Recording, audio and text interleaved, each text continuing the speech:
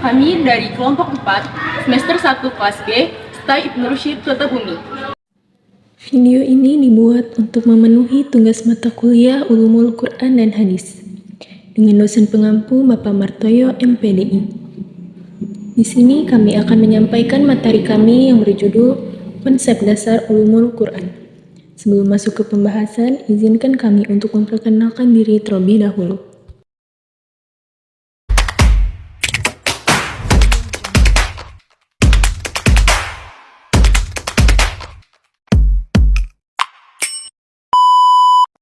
Pengertian Ulumul Quran. Secara etimologi, Ulumul Quran berasal dari bahasa Arab yang terdiri dari dua kata, yaitu ulum dan Al-Quran.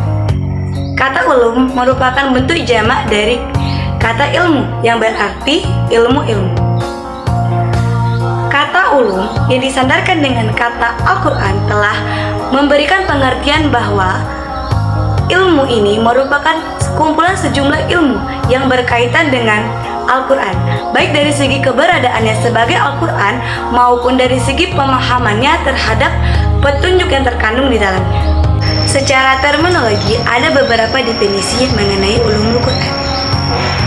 Yang pertama, Imam As-Sayyuti di dalam kitab Itmamu Al-Dirayah, beliau mengatakan ilmu ini membahas tentang keadaan Al-Quran dari segi turunnya, sanadnya, adab makna-maknanya, baik dari segi lafaz-lafaznya maupun dari segi hukum-hukumnya dan sebagainya.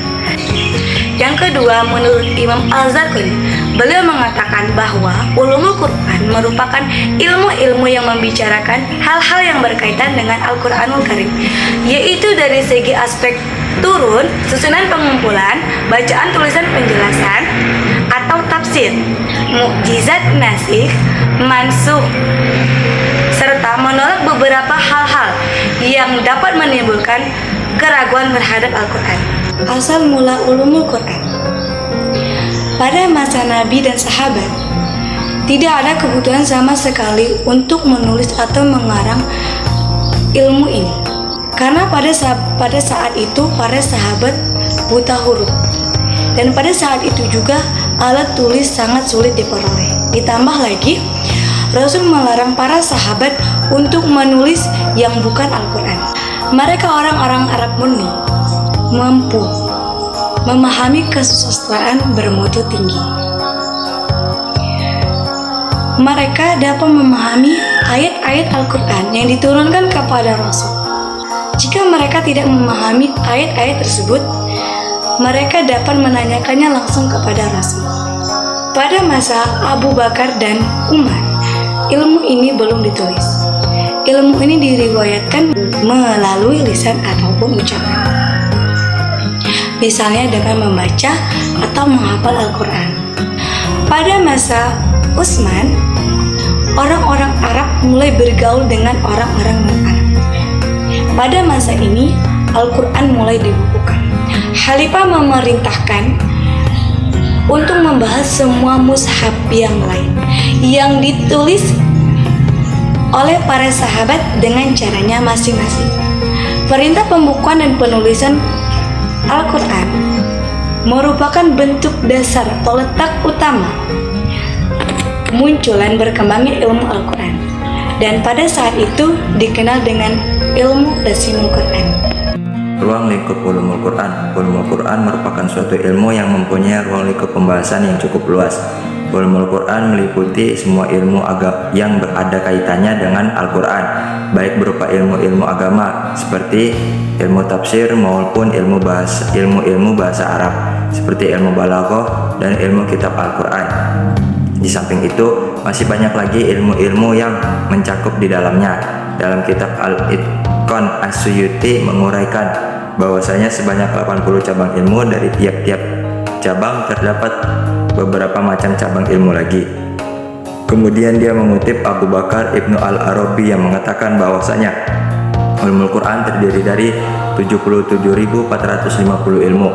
Hal ini dikaitkan dengan jumlah kata yang terdapat dalam Al-Quran dengan dikalikan 4, sebab setiap kata dalam Al-Quran mengandung makna zohir, batin, terbatas, dan tidak. Perhitungan ini masih dilihat dari sudut mufradatnya. Adapun jika dilihat dari sudut hubungan kalimat-kalimatnya, maka jumlahnya menjadi tidak terhitung. Firman Allah dalam Quran surat Al-Kahfi ayat 109, Bismillahirrahmanirrahim, Qul law kana al-bahru midadan li kalimati rabbi lanafidal bahru qabla an tanfada kalimatu rabbi walau ji'na bimithlihi madada.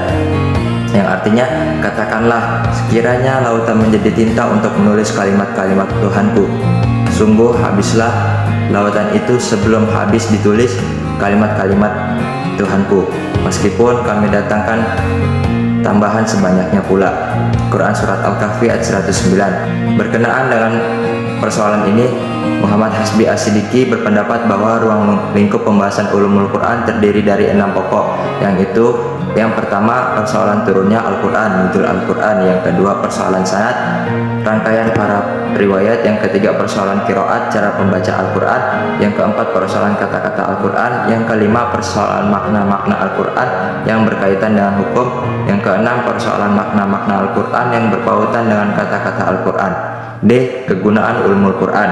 Ulumul Quran memiliki kegunaan, yaitu yang pertama memahami isi Al-Quran, yang kedua membantu para pengkaji Al-Quran dalam menghilangkan keraguan orang-orang yang belum percaya terhadap Al-Quran, yang terakhir yang ketiga yakni memahami kalam Allah dalam berbagai aspek pembahasannya, baik dari aspek turunnya, pengumpulan dan penulisannya, maupun dari aspek bacaan dan penafsirannya, serta tidak ketinggalan pula aspek kandungannya itu sendiri.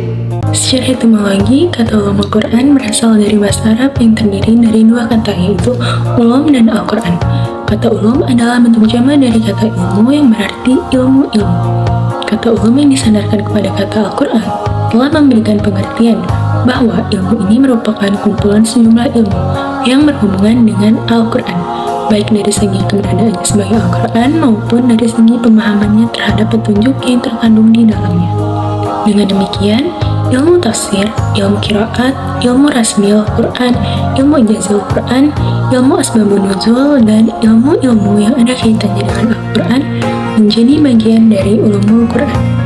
Pada masa Abu Bakar dan Umar, ilmu ini belum ditulis. Ilmu ini diriwayatkan melalui lisan atau ucapan, misalnya membaca dan menghafal Al-Quran. Pada masa Utsman, orang Arab mulai bergaul dengan non-Arab. Maka pada masa ini Al-Quran dibukukan. Khalifah memerintahkan agar membahas semua mushaf lain yang ditulis sahabat dengan caranya masing-masing.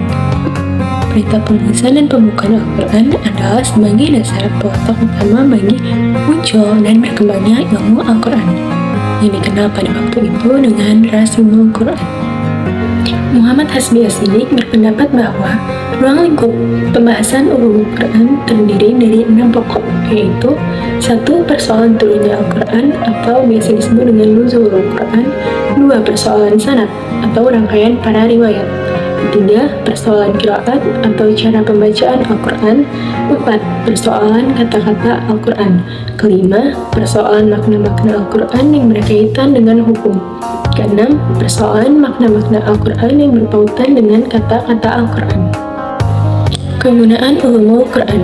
Kegunaan ulumul Quran adalah 1. Untuk memahami isi Al-Quran. 2. Membantu para pengkaji Al-Quran dalam menghilangkan keraguan orang-orang yang belum percaya dengan Al-Quran. 3. Memahami kalam Allah dalam berbagai aspek pembahasannya, baik dari aspek turunnya, pengumpulan, dan penulisannya, maupun dari aspek bacaan dan penafsirannya, serta tidak ketinggalan pula aspek kandungannya itu sendiri.